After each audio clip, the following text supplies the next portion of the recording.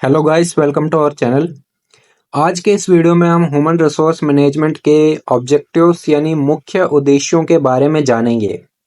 हम समझेंगे कि ह्यूमन रिसोर्स मैनेजमेंट किसी भी संगठन यानी किसी भी ऑर्गेनाइजेशन के लिए क्यों महत्वपूर्ण है और ये कैसे किसी भी ऑर्गेनाइजेशन को मजबूत बनाती है। तो गाइस, वीडियो अच्छी लगे तो चैनल को सब्सक्राइब कर दीजिएगा, बेल आइकन को प्रेस कर दीजिएगा ताकि भविष्य में आपको ऐसी नॉलेजेबल वीडियोस मिलती रहे। तो आइए शुरू करते हैं। पहला ऑब्जेक्टिव जो है ह्यूमन रिसोर्स मैनेजमेंट का वो है एम्प्लॉय रिक्रूटमेंट एंड सिलेक्शन यानी कर्मचारी भर्ती एंड चयन। The first objective of HRM is to recruit and select the right talent for the organization.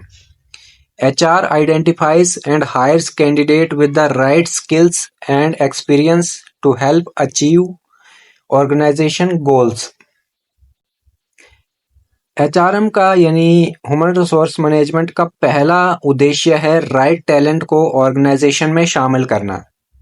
इसके तहत HR यानी ह्यूमन रिसोर्स मैनेजर सही योग्यता और अनुभव वाले कैंडिडेट्स की पहचान करता है और उन्हें ऑर्गेनाइजेशन के लिए हायर करता है ताकि ऑर्गेनाइजेशन के लक्ष्यों यानी ऑर्गेनाइजेशन गोल्स को प्राप्त किया जा सके।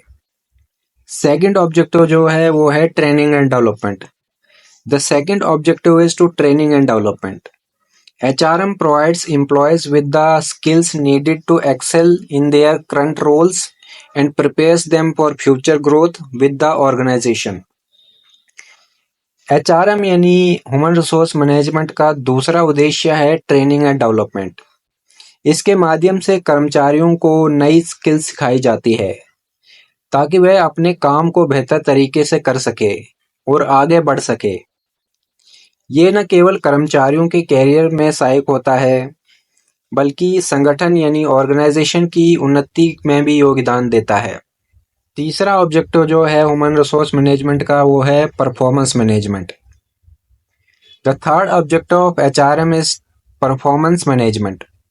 HR ensures that employees are meeting their goals and providing feedback for improvement, fostering organization success.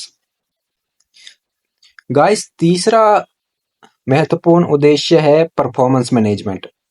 HR ये सुनिश्चित करता है कि कर्मचारी अपने निर्धारित लक्ष्यों को प्राप्त कर रहे हैं या नहीं कर रहे हैं। इसके लिए वो नियमित मूल्यांकन यानी नियमित एनालिसिस करता रहता है और उनसे फीडबैक लेता रहता है या फीडबैक भी दी जाती है उन्हें ताकि कर्मचारी अपने प्रदर्शन को सुधार सके और ऑर्गेनाइजेशन यानी संगठन की सफलता में भागीदार बन सके।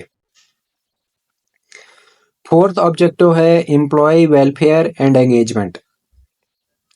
Another key objective of human resource management is employee welfare and engagement. This means caring for the employees' well-being, health, and satisfaction, which builds a positive work environment where employees feel valued and motivated. Employee welfare and engagement human resource management का एक प्रमुख उद्देश्य है। इसका मतलब ये है कि कर्मचारियों की भलाई, स्वास्थ्य और संतुष्टि का ध्यान रखा जाए।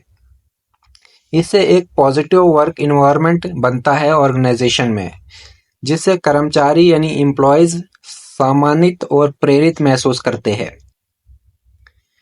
अगला ऑब्जेक्टिव है compliances with policies and laws. HRM also ensures compliances with labor laws and organizational policies, make sure the organization operate ethically and legally, thus maintaining employee trust.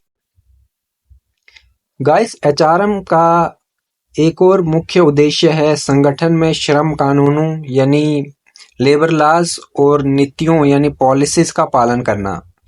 यह सुनिश्चित करता है कि ऑर्गेनाइजेशन यानी संगठन सभी कानूनी और नैतिक नियमों का पालन करे, जिससे कर्मचारियों का भरोसा बना रहे और संगठन सुरक्षित रूप से कार्य करता रहे या कर सके।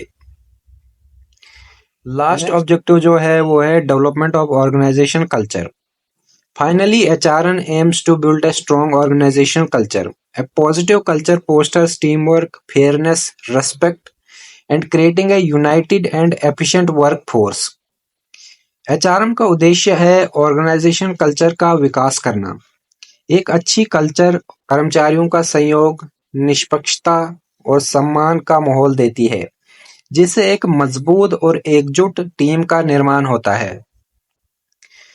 These are the core objectives of human resource management. Effective HRM is not only drives organizational success but also support employees, growth and satisfaction. We hope this information was helpful. Thanks for watching.